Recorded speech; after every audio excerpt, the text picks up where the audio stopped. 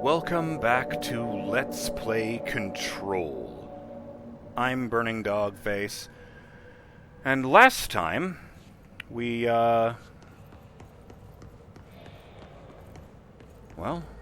took down the third thing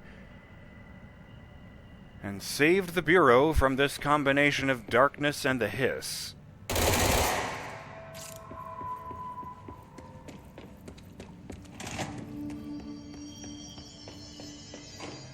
There's still work to be done.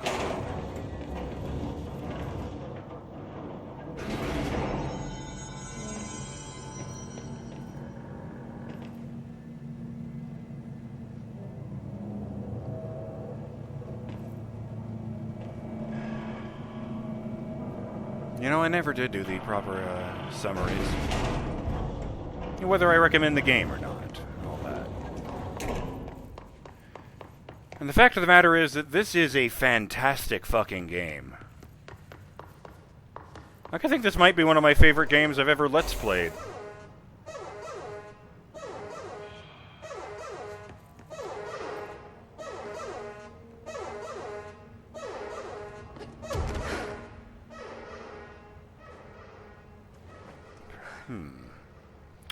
I mean, the controls are smooth, the story is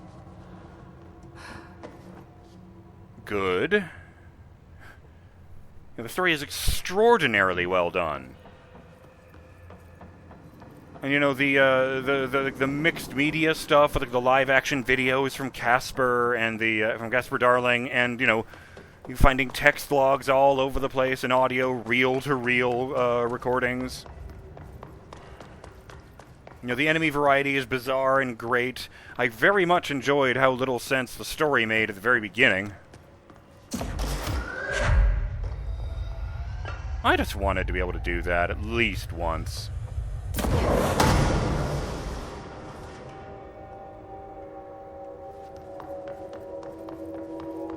Nice. What about that thing I saw? And what about this thing right here on the floor? Vending machine procedures. Oh, maybe I needed to find this first. Huh. Vending machine, AI81-KE. Acquisition date, June 11th, 2017. Containment location, investigation sector, processing underway. Vending machine. None known. Testing in the investigation sector is currently ongoing. Now, vending machine. Its front covered in a faux wood panel. Coin-operated, buttons for selecting food products. The item generates and stores a variety of material, both edible and otherwise, in its rows of internal trays. Initial testing suggests the item reacts to the mind of the individual in closest proximity, and will produce whatever they subconsciously desire. Attempts to cause the item to create a living redacted have consistently failed. The item was discovered in a nursing home in Redacted, Alberta, after a resident named Muriel Redacted called a local news station about a magic vending machine. The news story reported that the nursing home staff was purposefully stocking the machine with distinctive food and objects as a way to raise resident spirits. The Bureau response team encouraged the story while confiscating the item.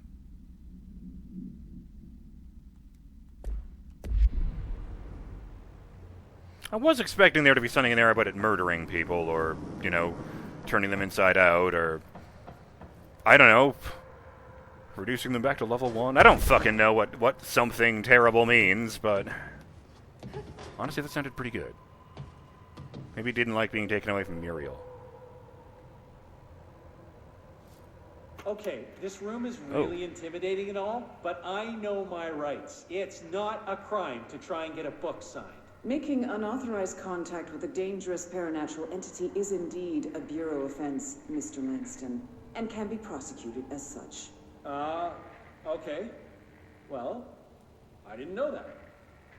Listen, this is being blown way out of proportion. All that happened is I heard Dr. Hartman had been brought in, and since I'm a huge Alan Wake fan, I thought it'd be cool to get a copy of The Creator's Dilemma signed. That's a book that Hartman wrote about... We know what it is. Okay, good. So yeah, I was just looking to fill out my Wake collection. I certainly didn't know Hartman had turned into some kind of shadow zombie. That's a completely inaccurate description. Not really. Whatever, listen, I'm just a desk jockey. I sort papers, do data entry, that kind of stuff. Don't come down on me like this. I made one mistake. I mean, I see people break the rules all the time, and no one is pulling them into dark rooms to yell at them. Yesterday, Dave Gleason and his crew were talking to that empty spacesuit and laughing their heads off. We're letting you off with a warning, Mr. Langston. But this is going on your record, so one more screw-up and our next chat won't be so friendly. Great. That is just great to hear, guys. Thank you. Thank you so much. Hey, is there any chance I could get my copy of The Creator's Dilemma back? Get out.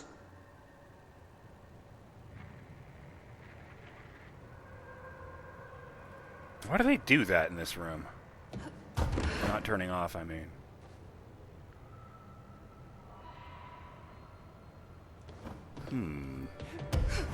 I find that very funny that he wanted to get the book signed while he was one of the Taken.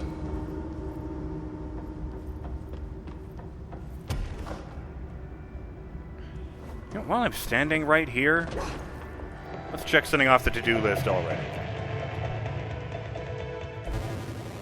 Deadline!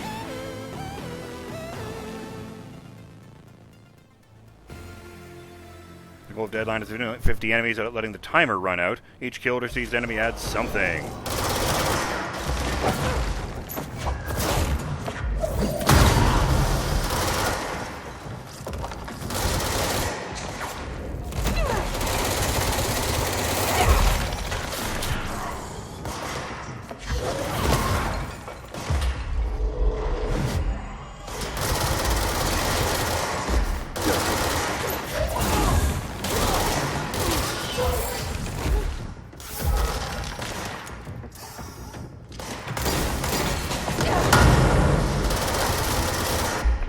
The way I planned it to. Ahem. In addition, I'll put that gun on so I don't blow myself up again. I don't want you to blow me up either. Oh, my organs. My pixels. Well, I don't love that, the way it does the full loadout every time. I mean, I thought it was convenient last time when I accidentally triggered like the boss rush mode and needed to get out of there.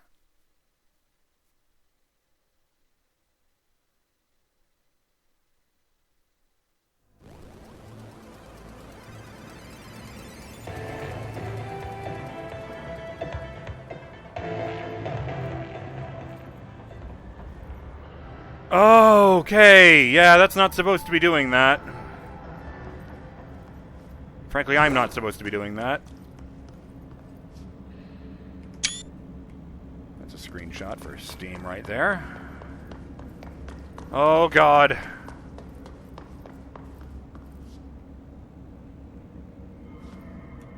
Where is the nearest control point? Maybe if I fast travel, it'll be okay.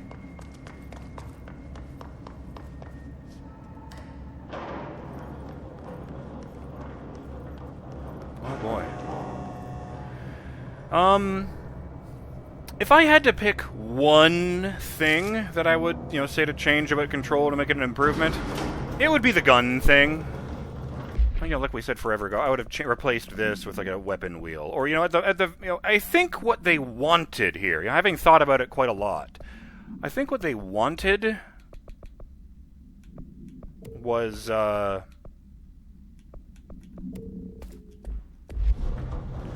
for players to, improvise. Where it's like, oh, I've got Pierce and Charge, but the enemies are unexpectedly rushing up close to me.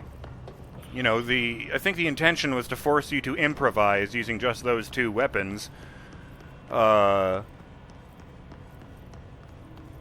a way to make Pierce and Charge work. Fly away and get to a better vantage point or something. But in practice, what actually happens is that if I get into a situation where my guns are not, optimal, I'll just go to the damn menu and swap them out for something, in that particular case, more close range.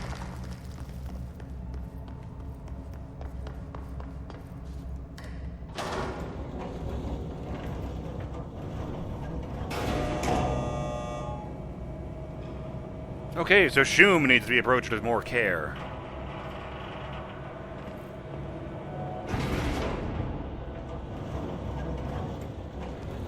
I thought I saw a dot right here. Strange.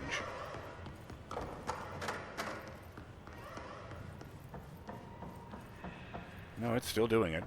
So, oh, that's right. There was, I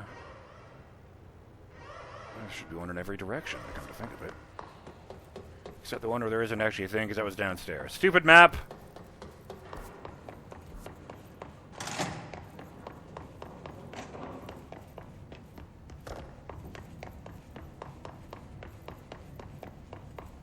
Oh. Oh, that was weird. Start with the button for the button over there.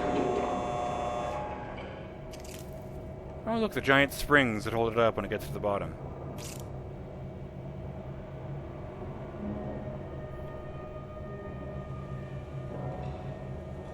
You know, keep it from crushing its own foundations.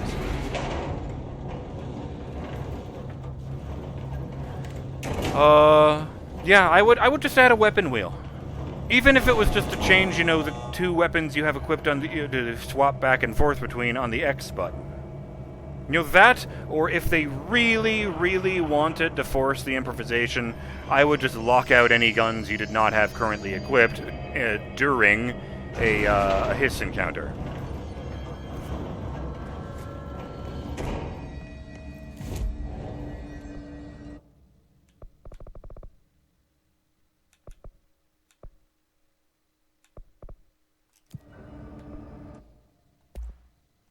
That's disappointing. Oh shit, I forgot I could even try to do that. Yeah, that's another thing. There is this whole system of generating random mods. But they start off at level 1 and I forgot you could upgrade them. My bad. I do feel bad now, actually, because that was like an entire fucking section of the game. Alright, where was Tomasi? He was... That's right, he was off the turntable. So right there, actually.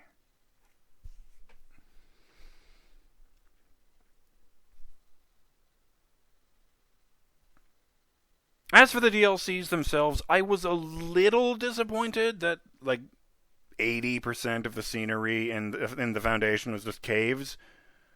But I did really like the story in that one. You know, I felt like the scenery was much better in AWE, but strangely enough, I felt like they did a better job with, like, you know, maintaining the mystery and all that, you know, good control stuff with the Foundation. Although, admittedly, that might just be because, you know, it's directly tying into another game I played years ago.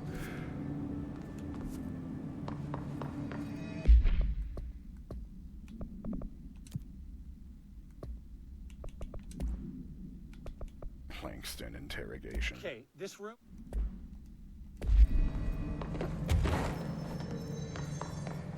I also thought it was interesting that Langston's role in this was, you know, distinctly different from Emily's role in the Foundation, since he was actually there and commenting on the plot points. And Langston only showed up a few times, and only in audio form, to sort of update you on the most major plot events.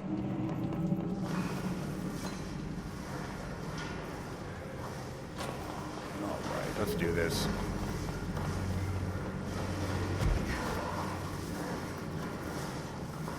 After all this time, I had better be strong enough to take him on.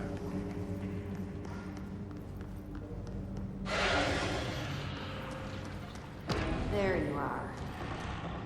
One last department head who needs to go in the ground.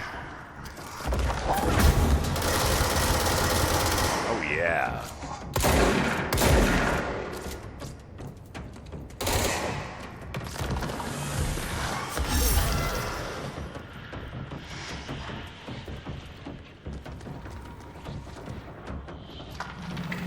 Forgot there was lore in here I was consciously not taking.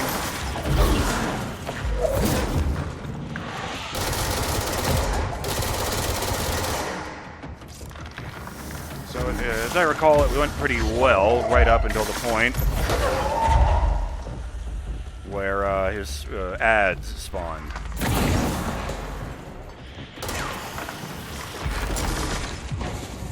There's an achievement for hitting 3 different enemies with multi-launch. I don't know how to pull that off.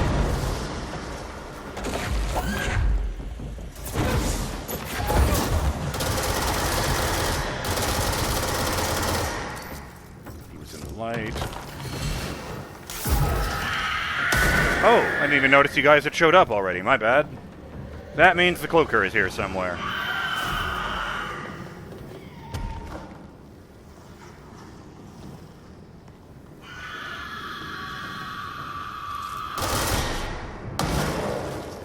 Hey!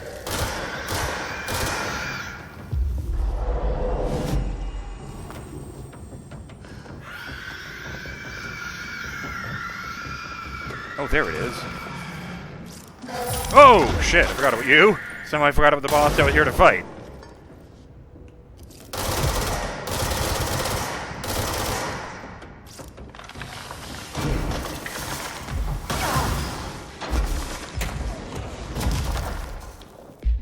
Pardon me a moment, I just need to, no, not pierce, it actually meant charge.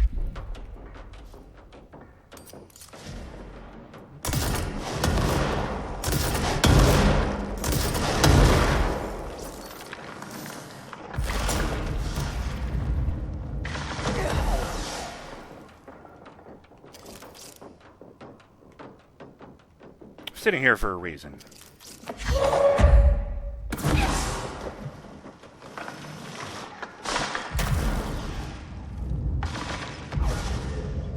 There you are.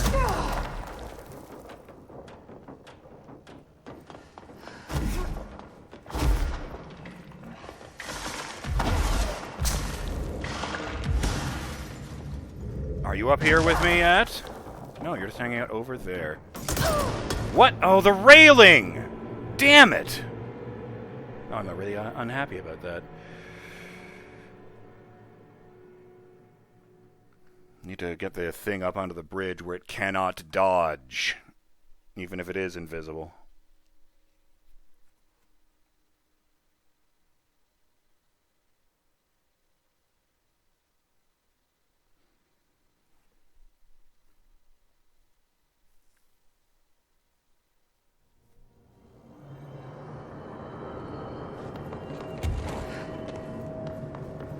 That didn't seem to be going as well as I thought it might. So fuck it, yeah, shatter. It's suddenly a much longer range weapon now that it has no spread. Knock, knock! Look at that, it doesn't even fully drain my energy anymore. I guess it just used a ton of energy, not all of it. There you are.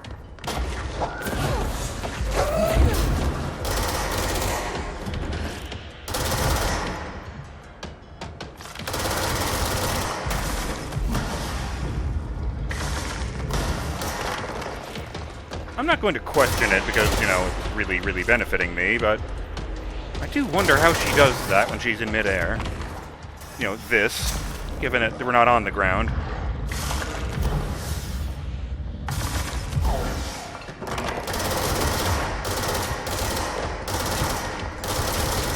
I think he's got Halo rules going on. If I keep hurting him, he can't get his shield back. How do you like it? Yeah, I thought that would do it.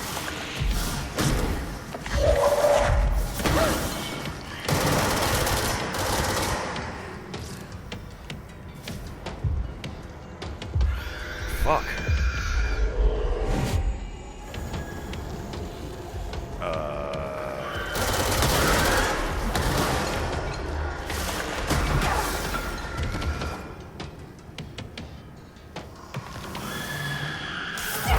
Fuck! No! Oh, that's the door. I have completely lost track of the invisible one, and that's not great.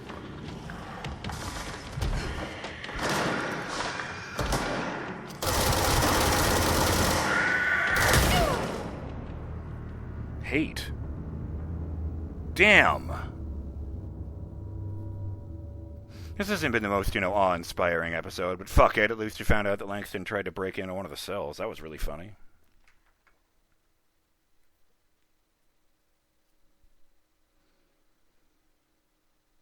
I did like him turning down the job for head of investigations.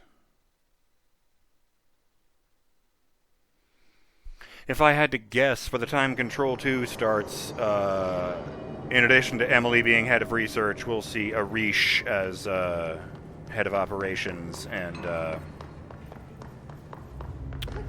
what was the third one? They added investigations for the DLC, but I'm trying to remember. There was like a third... Huh.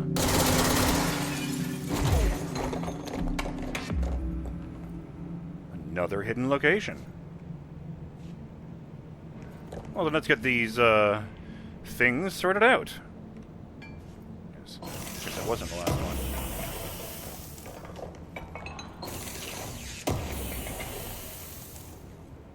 Cool. Now that one shouldn't malfunction if I damage it.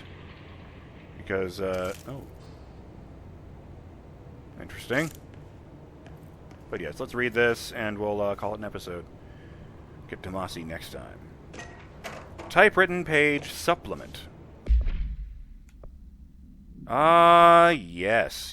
This is the one I found up in that hidden room in the Panopticon. Typewritten page, AI 83-KE, acquisition date, August 27th, 2019. Name location, Panopticon, floor 5, unit 6. The page was discovered in an instance of the Ocean View Motel and Casino that was linked to the investigations sector. The page had been pushed into the motel's corridor from under the door with a symbol of a spiral, redacted. Appendix, text transcribed from the item. That's a good thing. You need to know that. Text transcribed from the item. For 10 years, I've tried to write my escape, only sinking deeper. I used to know where fiction ends and reality begins. Here they are all the same. It's a hideous trap. My every thought made real. Fear, desire. How can I ever know for sure I've escaped, not just lost in my own fantasy of it? That thought alone can drive you mad. The identifiable words in the scratched-out portion. Falls, Bright Falls. Haunting. Wake, Alan Wake. Light switch. Ocean. Too late. And the final sentence, you've been warned.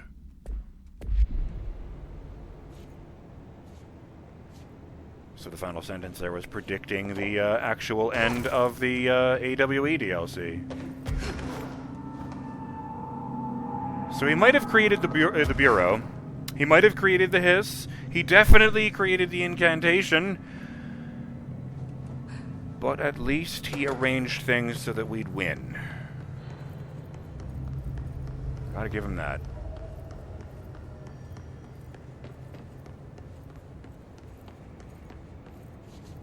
I'm BurningDogFace, and I'll see you on the next episode of Let's Play Control. And you know, given that thing we just found, I want to say it one last time. Until the, reprisal of his game, that is. Stay in the light, Burning Dog fans.